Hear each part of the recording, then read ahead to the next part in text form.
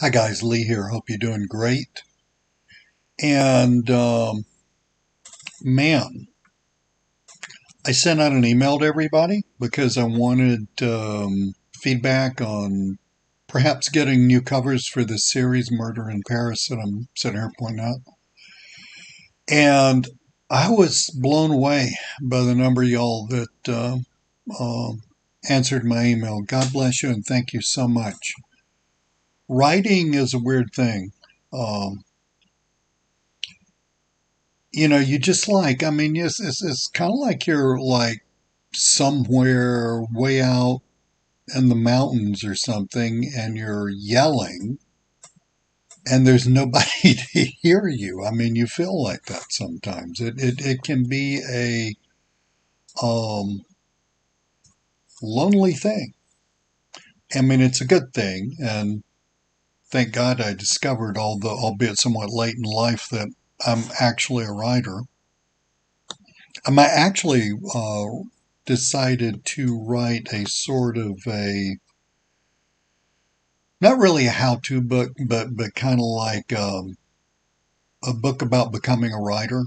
Okay, kind of like aimed at people like me who like always thought about writing, loved to read. I mean, we were the kids who ordered, if you're old enough to remember this, and you lived in the United States, we were the kids who ordered the Scholastic books and all that stuff and got all excited on book day. And, I mean, if that's you, some subset of those people are don't want to just read books, they want to write them.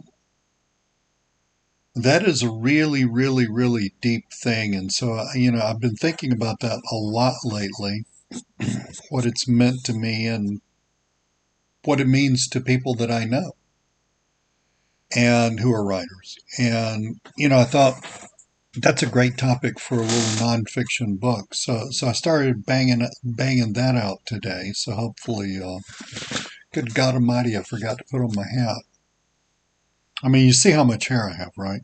I mean, I actually have some here, but eh, and I really need to shave. But you know, um, I don't know. I'm going for the Rasputin look, I guess. But anyway, so yeah, that right, and I want to show you how this all happened. Why I suddenly like thought, oh my God, I need new covers. Maybe, maybe not. I actually like these kind of like they're kind of noir, right? Like film noir. One of the people that emailed me back, and I apologize for forgetting your name. I thought it was the best thing. They actually said that they liked the original cover because it made the book look more murdery. That is like the greatest word. I don't think it's a word, but you know what? We are going to make it a word because it's like we need that word, don't we? I mean, you have a thing called a murder, and well, what happened to him? Well, he was murdered here, like that, right? That's my Agatha Christie English accent.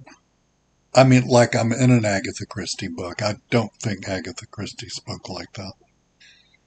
But anyway, so, I mean, like murder, murder this. Man, I could murder a cheeseburger. I wish I hadn't said that. I'm actually a vegan, but, uh, but, um, but murdery. That is like the best word. Do you mind? So I'm talking to the person who came up with the word and told me this, that the current Murder in Paris series, those covers look more murdery. Do you mind if I use this book? I'm book, Jesus. Do you mind if I use this word? I'm kind of like, I get hung up on words, okay? Really bad. I mean, I love words, just like deeply, deeply, deeply love words. You can probably tell that from my writing. Sometimes I just get all crazy and start showing off and stuff. I shouldn't do that. That's not good writing, but You gotta live. But you know, you could just like see some movie and, the young guy and the young girl, they're out in the country, they're in a car, they get lost and it's dark and, the dark, it was a dark and stormy night, right? And lightning flashing and then they come up upon this house and, you know, Mr. Genius, the guy, because I'm a normal man. I will admit we're geniuses, right? So Mr. Genius, says, well, let's just go in this house and, we'll see if their phone works. And, the girl says, oh, Dale, we can't go in the house. It's too murdery looking. And that is like the greatest word ever. I really want to work that into something. I may get totally stuck on the word and work it into a lot of stuff. There are some words that just appear all the time in my writing. And those of you who like words like I do, you're probably noticing them. But anyway, back to the ranch. Uh, you know, but murder is like the greatest word. I'm being totally sincere. Look at Shakespeare invented, what did they figure, over 100 words? Okay? I don't know what they were. It was not the word international, but I do know who invented the word international. It was the English philosopher Jeremy Bentham. He invented the word international. This was in the 19th century. So words get invented, like big words, like words that end up in dictionaries. They get invented. So why can't we invent murdery? Why can't you invent murdery and then I'll champion it? But anyway, so I've been working a little hard, yeah. But I want to show you how this happened. Hold on, Lee's like at the wheel. Yes, so maybe this will work. Yes, so I was on my author page on Amazon. So if you look me up, Elsie Richards, people call me Lee. You're welcome to. But anyway, you look me up, Elsie Richards. I have an author page. You go to that author page and you see this. You see all my books. And I'm sitting there, well, number one, I'm super proud of it. But number two, I'm sitting here, this is the Julia series. And I am right at the end of, the manuscript is over here. I'm looking for it. I would reach it, except I need about another foot at the end of my arm. So here's the Julia series. Okay, I'm getting close to the end of 13. Here's the Seabreeze Murder Club series. Excuse me, I'm not yawning at you. I'm yawning because I'm tired. And also, I have, I don't know, whatever. Anyway, these are fun. Okay, I have a fantastic book cover person who did both of these covers. Well, she did this one too. These two, this one and that one, were made by somebody else. But anyway, so that's cool. You look at this, you think very, very close to like what I write, which is, a little different, cool. This is going to be fun. And then it's got murder mysteries, and especially it's beautiful places, right? Okay. And then we get over here, Maneater. This is a Kennedy O'Toole Florida crime thriller. This is actually a novella, so it's a little longer than half a book.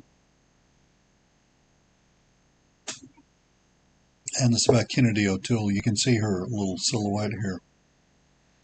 That's a cool book. I'm going to write some more of those, but it's kind of like Florida noir. Okay, think. Oh God, I've probably got one right here. There's no way I'm ever turning my camera around and showing you what the heck my desk looks like, because you would run. You would either run or call the cops or something. But this guy, see this guy? John D. McDonald.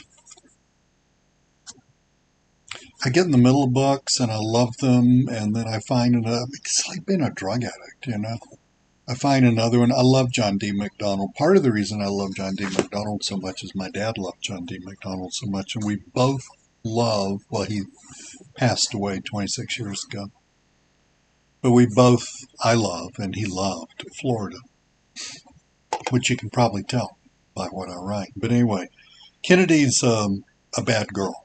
She's a very bad girl. She's also smart, and she has a really good heart. But, so this book, I'm looking at the one, Maneater, is very noir. And the Deep Six, that's a good cover. I'm not quite sure what to do with that.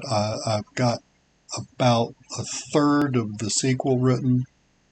I think I need to get on that. I basically just need to freaking clone myself or just shut up and sit here and write more. And then we've got this series, which I just truly love, Mystery in Paris, Murder in Paris Mystery. And I'm very gabby tonight. I'm sorry, but it is what it is. If you read my emails, and I hope you do, I try to make them entertaining.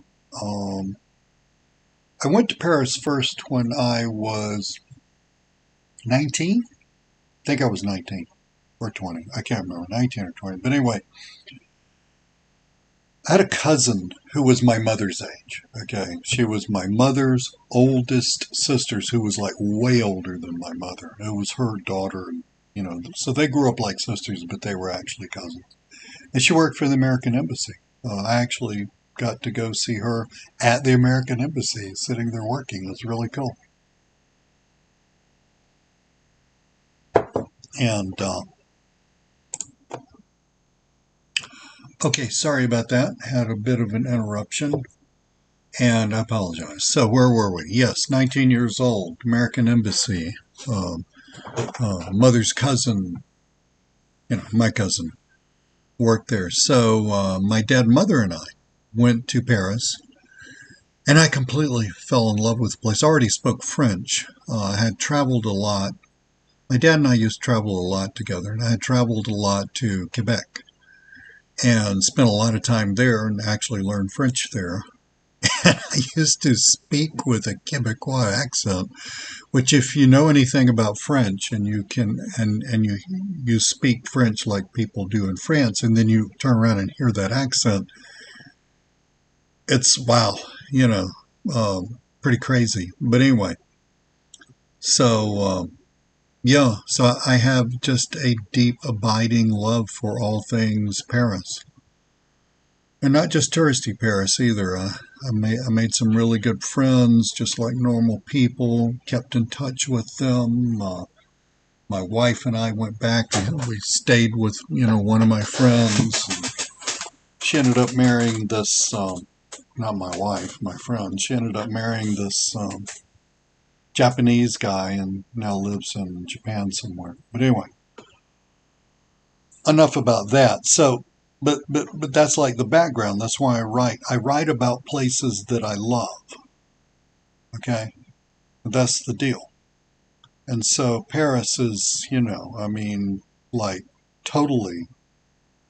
It's like in my heart, and that's why I write those books. So,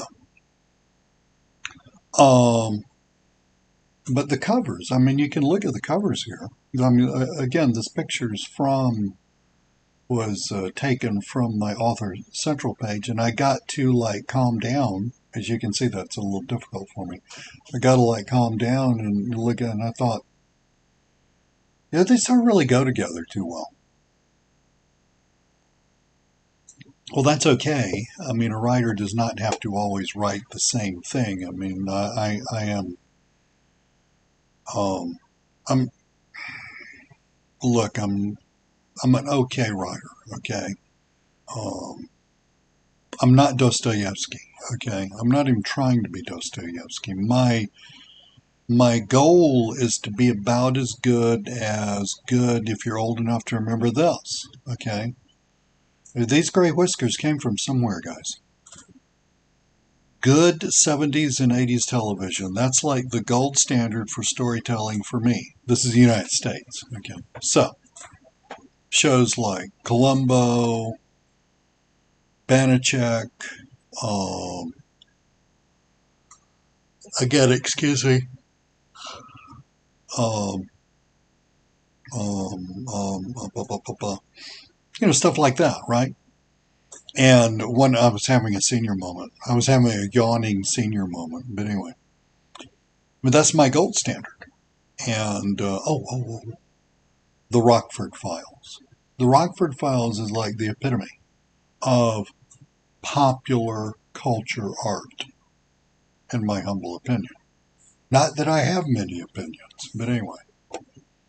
And I'm like looking at this and I'm thinking, well, these books, yes, they're murder and they're murdery, but they've also got this playful side. There's a lot of banter and a lot of playfulness between Annette and Sally, who are the main characters.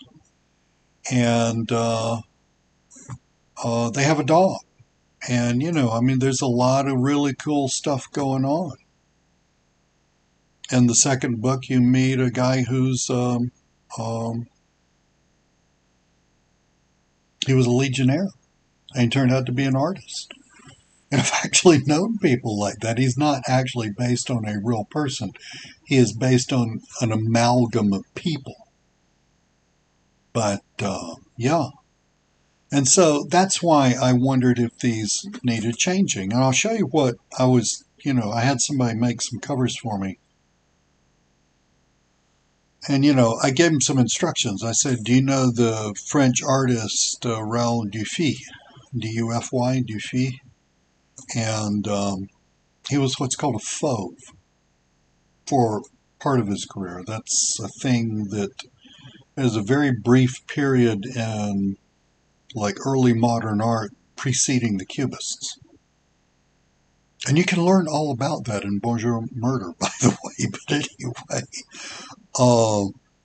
the art history part. But anyway, and so I had a cover made, and I'm going to show you this cover here. So here's Bonjour Murder is the first book in the Murder in Paris series, and here's this, and this is like, it's not as murdery. It's really not. I get it. Okay, and I love this bridge, by the way. Okay, I love this bridge. But I've been walked across that bridge many times. But this is more in keeping, I think, with the brand, with the general brand. I mean, this goes together better with these two, kind of leaving these two oddballs. And these are kind of like, they're a bit in left field, right? And I'm thinking, you'd see this, you'd see this, you'd see this, and visually you would say, oh, that's the brand. That's Lee, Elsie Richards. I know what kind of stuff you gotta love that guy. I read all those. I need to read these. That's what I'm after. I mean, this is like talking about, writers like me. We wear different hats. We wear the artist hat. We wear the craftsman hat. But we also wear the business person hat. And the business person hat, I'm kind of thinking, even though they totally, I mean, if you want to know something funny, okay, this is really funny. So those of you who know Paris well, I'm going to look at this while I'm talking and see if you can see what is so glaringly obviously wrong. And so this is this building, which I think was built in the 30s. It is on the Seine River, and that is that bridge and all that stuff. But this building is kind of like up on a little bluff. It's not really a bluff, but it's up above the water line here. And it's called the Palais de Chaillot. And it's got like the central area, and it's got these two buildings, and I don't know why they built it. Maybe a convention thing or something like that. There are poems on these up and down members by someone, Claudel Eloire, Somebody like that. Well, I can't remember. I can't remember, but somebody cool. But it is so screwed up. And, I already liked the cover and I thought, oh, to heck with it. Only a few weirdos like me are going to figure this out. Is the Eiffel Tower is not here. Okay, the Palais de Chaillot looks across, it's on the right bank. The Seine flows this way, okay, from here down to here, and so to the right of that's the right bank, and to the left of that over here is the left bank. Well, the Eiffel Tower is over here, so like if I could pick it up and like move it over here, because the world's best view of the Eiffel Tower is from this little, it's not little, it's big, terrace in the Palais de Chaillot. But what the heck, I mean, it's poetic license and all that stuff, and I like the cover. So, this is like a 20-minute explanation of me rambling because I've been working too hard. And I'm just kind of rambling, but of me explaining why. I'm probably going to go with this cover instead of this one because it fits the brand, even though these books are more murdery. They really are more murdery. There's not violence. There's a tiny bit, but there's not violence in any of my. Well, there's some violence in the Kennedy O'Toole book. So she's a bad girl, and I just love her. I think I'm in love with her, but anyway. Um, but I guess there's some violence, but it's like TV violence, right? Again, 70s and 80s TV. Nobody ever got grossed out by that, right? So I'm probably going to be changing these. I haven't quite made the decision. And in all fairness, I do have to take this and turn it into a paperback cover because I want the paperbacks and the digitals to be the same. So that's what this whole thing was all about. On that note, I'm going to be coming up with turning out some hardback covers for these things fairly soon. But I've got to finish Julia 13. I've literally 5,000. I'm somewhere in like this 5 to 6,000 words from the ending. I know it all. I just got to sit down, bang it out. I get interrupted a lot for various reasons, but it's cool. I mean, it could be worse. I could be not writing, right? But anyway, so I want everybody to know, number one, I was blown away by the number of y'all that emailed me back, chose a cover. I would say it was